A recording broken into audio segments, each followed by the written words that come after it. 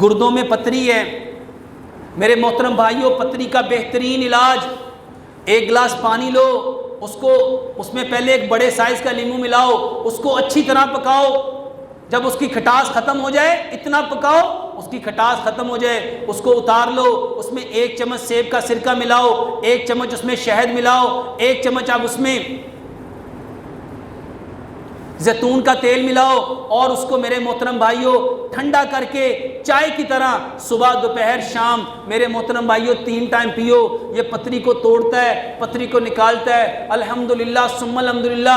بے شمار لوگوں نے بتایا کہ ڈاکٹر صاحب یہ پینے سے الحمدللہ ثم الحمدللہ پتھریاں ٹوٹتی بھی ہیں اور نکلتی بھی ہیں۔ بھائی نے سوال پوچھا ہے جسم کے مختلف حصوں میں گلٹیاں، اس کا علاج بتا دیں۔ اس کا بہترین علاج واللہ یہ لائپوماز ہوتے ہیں، میرے محترم بھائیو اس کا علاج کراؤ۔